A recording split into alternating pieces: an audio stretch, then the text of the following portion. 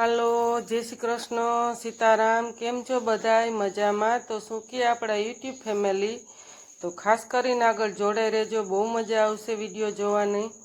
તો આ રીતનો આપણે આજે વિડીયો છે બનાવવાનો, કઈ રીતનો તો ખાસ કરીને જોડાઈ રહેજો. તો આજે આપણે ઘંટોળેથી તુવરની દાળ બનાવવાની છે. તો આહીરના આયરાણીના કપડાં પહેરીને આપણે બનાવશું. તો ખાસ કરીને આગળ જોડાઈ રહેજો, બહુ મજા આવશે જોવાની. અને દાળ કેવી બને તો એની ખાસ કરીને કમેન્ટ કરજો તમે. તો આ રીતના હાલો આપણે પણ તૈયાર થઈ ગયા. અને સવારની વાદરસાયા જેવું છે, ભાદરવા મહિનાને હાયતમ કઈડે. જો કે આપણે બેનોનો ટાઈમ ન જાય તો આવી દાળ ને એવું થોડુંક બનાવીએ. તો પલાળી નથી, આપણે તેલવારી કરીને ઉનાળા ભરીને ડબ્બા મેળ દીધા હતા. તો અત્યારે આજે સવારનો તડકો થોડોક નીકળો તો આપણે તપી છે અને થોડોક તપી એવું લાગે છે. તો હવે આપણે ભળવાની હાલે કે નથી હાલતી તો એનું ખાસ કરીને આગળ જોડાઈ રહેજો. આજે મયુરભાઈને રજા છે રવિવારની, તો મેં કીધું થોડીક કાંઈશ કરાવે. કાંઈશ તો અમે કરાવશે ભેગા ને ભેગા. તો આ રીતની આપણને ખબર પડે ને બાળકને ખબર પડે. તો મયુરભાઈને આપણે સાથે રાખીને ભળશું બપોર વૈસારે જમીન નવરા થયા એટલે. તો હાલો ખાસ કરીને આગળ જોડાઈ રહેજો. તો વાદરાય પણ ફૂલ ઘે ઘૂર જેવું છે જ મસ્ત એવો તડકો છે. અને હવે આપણે ભળવા વરખશું. તો હાલો ખાસ કરીને આગળ જોડાઈ રહેજો. કેવી દાળ બને ને એની ખાસ કરીને કમેન્ટ કરજો. વિડીયો ગમે તો લાઈક કરજો, શેર કરજો ને સબસ્ક્રાઈબ કરજો. જય માતાજી, જય રામાપીર, જય માલ બાપા. તો હાલો આગળ જોડાઈ રહેજો. અને મયુરભાઈને આપણે સાથે વરગીએ છીએ બધાય કે ગંટોળાની દાળ ક્યાં સુધી એની પ્રોસેસ થાય એ તમને આગળ બતાવશું. અડધીરી રહે એટલી એ તમને બીજા વિડીયોમાં બતાવશું. એડિયા વારીને કરશું એ તો આમાં જેટલું થાય એટલું તમને આગળ બતાવશું. તો આજનું આપણે રોજનું રૂટીન કામ છે. તો હાલો આગળ જોડાઈ રહેજો. તો હાલો હવે આપણે તુવેર તપી દઈએ, પાછી તડકો નીકળો છે થોડો. તો જો આપણે આ તુવેર છે ને તેલવાળી કરીને મોસમમાં ઉનાળામાં તેલવાળી કરીને ભરી દીધી હતી. તો બીજો ડબ્બો ભર્યો તો 10-15 કિલોનો અને એક આ કેનનું ભર્યું હતું. 12-13 કિલોનો ડબ્બો એ છે એ ભર્યો હતો. અને આગળ કેનની તો કરતી હતી આપણે બધું એવી હતી નોકરી બધાને વાલામાં થઈ. તો હાલો મેં કીધું હગે વાલામાં આવી હતી ને. તો ઉનાળામાં તો જોકે આપણને ગરમી બહુ થતી હતી, આપણને હરાયું આવું ઉભરાઈ પડી હતી. એટલે આપણને ઉનાળામાં કોઈ હોયા જ નહોતી. તો એટલે પણ અમે અત્યારે હાયતમ જાય ને હોરવે નહીં આપણે ને થોડોક ટાઈમે જાય ને કામે થાય બે વાતે. તો આથી નિરાય હા.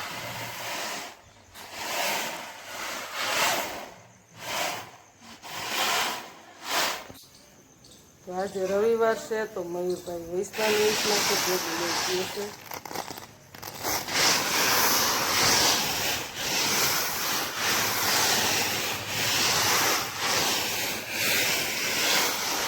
પર આપણે ખરડી વીકી બીજી વખત ચલવાની હતી એ વીકી તડકા તપતી જઈને ભરતા જઈએ. જો આજે મયુરભાઈ ભેગા રહેવાના છે. વાહે નહીં ગરમીનું પણ પ્રમાણ કેવું છે. શક્ય તડકો હતો એટલે આ કંઈ પલાળી નહોતી એટલે આ તપી દીધી એટલે આવેલી છે ભરવામાં. હવે તમે ખાસ કરીને કમેન્ટ કરીને કહેજો કેવી આપણી દાળ બની. જો આ રીતની આપણે દાળ તો સરસ બને છે એવું લાગે. પણ મયુરભાઈ છે ને ભેરું લોહી પીએ છે એટલે કંઈક વધુ નાખીએ ને કંઈક ઓછું નાખીએ ને એટલે કંઈક આખા દાણા નીકળે ને પછી ખીચડી રહેતી નથી, ઉકળી ગઈ છે એકદમ પીળી થઈને પીળી. તમે પણ આ રીતની દાળ બનાવજો.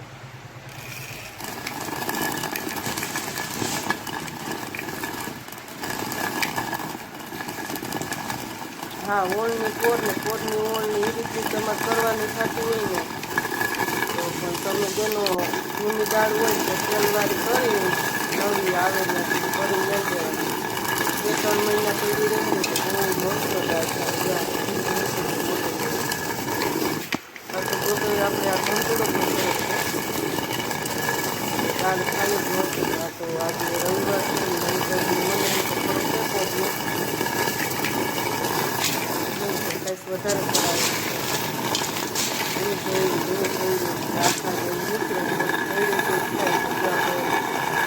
અત્યારે ભરી લીધી છે. પાછો આપણે આ બાટલો ભર્યો તો 10-15 કિલોનો એ પણ પાછો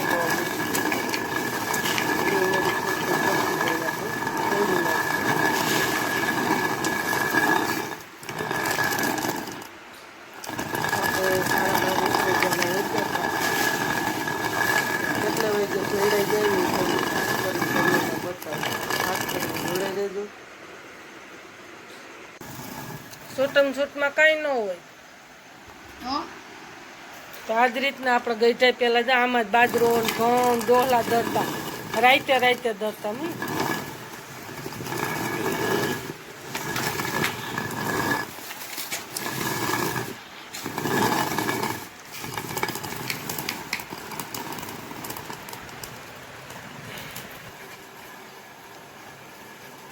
એક વાગે 12:30 જેવું થયું આપણે રોજગાથી 1 વાગી ગયો પછી માનતો હજી આપણે રાગે સૈડા સહી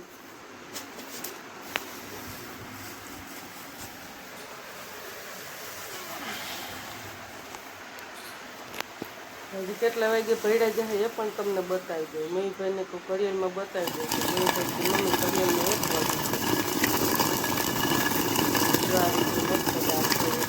કેટલી સરસ આ રીતની પોળી પહેરે જઈ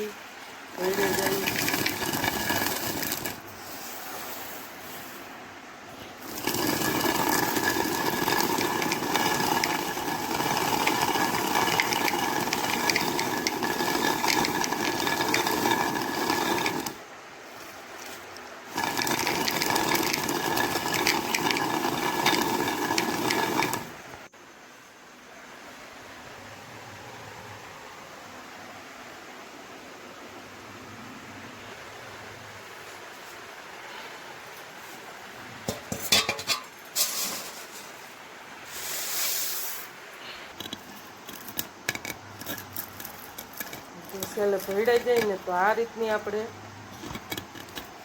કોઈ રહી જાય ને ફરતી આપણે આમ કરીને આ રીતની ફેરવી એથી ઉતારીને એટલે આમ ફેરવીએ ને એટલી કોક રહી ગયા હોય ને એ દાણા પણ ભાંગી જાય, બેફાડા થઈ જાય.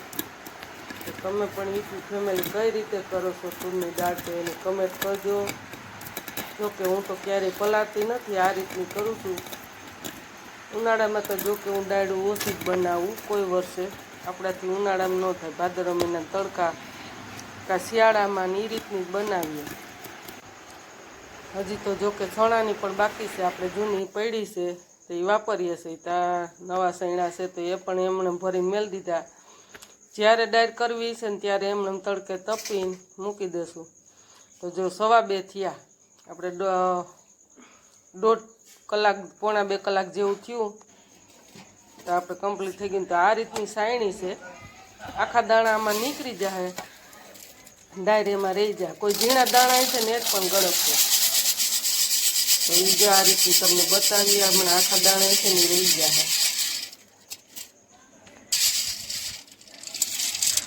તો જો આ રીતના જો કોઈ આખા દાણા રહી ગયા તમને બતાવ્યા.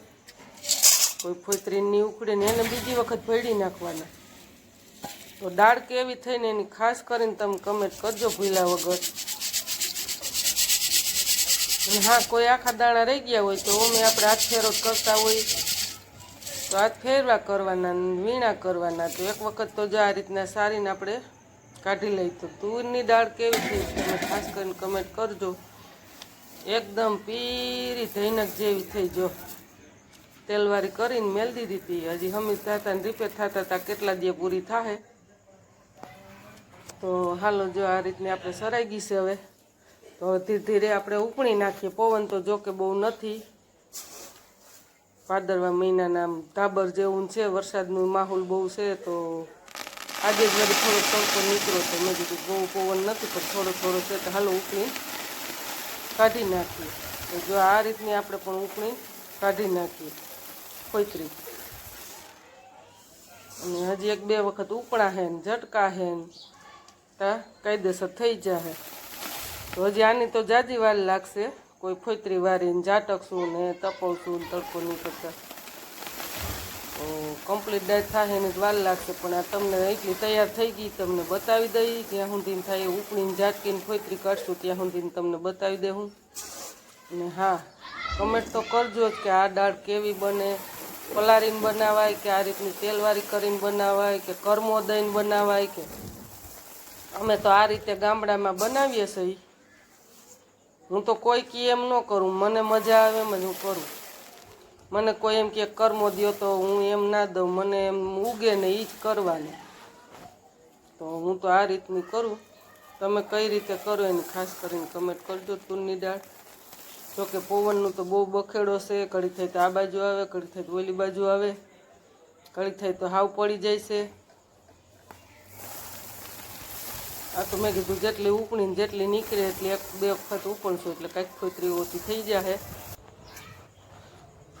તો જો આ બીજી વખત ઉપણી છે તો એમાં હજી એટલી ફોતરી નીકળે છે. ન્યા પડે છે પણ થોડીક વાર લાગે. બીજું હું પીરી પણ એકદમ સરસ થઈ મસ્ત. હજી હાથ ફેરવતા કોઈ ઝીણી તુરની દાળ આખી દાણા હોય એ રહી ગયા છે તો એ પણ હજી આપણે વીણવી જો હે.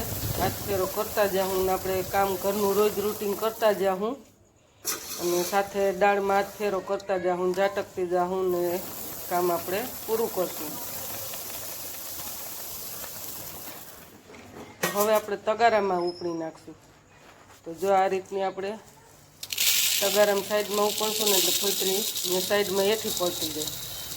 તો 2 વખત આમ કરશો. હવે હાઈન થવા આવી છે તો આપણે ઘડિયાળમાં 6 જેવું થઈ ગયું છે. તો હજી આપણે નાહવાનું ને એવું બાકી છે. તો ગરમી પણ બહુ છે તો ભરી લીધું. તો મેં કીધું નાવું તો જોહે, તો નાવું છે એટલે આપણે આ રીતનું તગારું ભરી લેવું ઉપણી.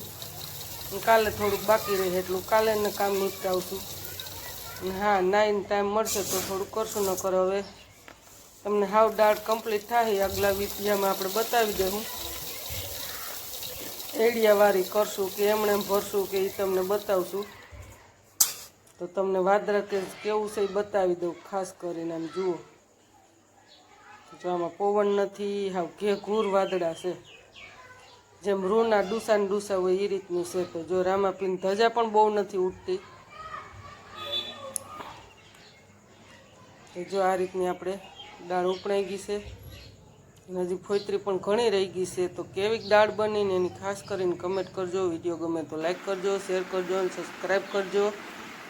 અને જો આ રીતના ઝીણા ઝીણા દાણા છે એ પણ આપણે એટલે નાઈ ધોઈને ટાઈમ મળ્યો તો વીણી લઈ.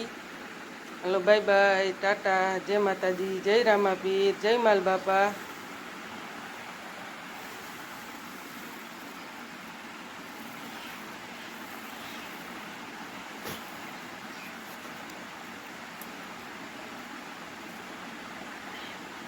જો હવે ઝીણી તુવેર થઈ ગઈ એ પણ વીણવી જોઈએ. તમને બતાવ્યું ને હાથ ફેરો કરતાં કરતાં આપણે વીણી લેશું. હજી તો જોકે પલાળી નથી એટલે કાંઈ ચોમાસાની કોઈ ભેદ લાગવાની બીક નહીં રહે. જો આ રીતના કોઈ આખા દાણા છે આપણે હાથ ફેરો કરીને વીણતા જાઉં, અમે કરે જાઉં, ઝટકે જાઉં. છેલ્લે હાવ કમ્પ્લીટ થાય ને ત્યારે આપણે એડિયું ફેરવીને પછી ભરી લેવું. ને આપણે ઘર માટે જ બનાવવાની છે એટલે સ્પેશિયલ ઘઉં સારવાની સાયણે સારીને એડિયું ફેરવી દેવું.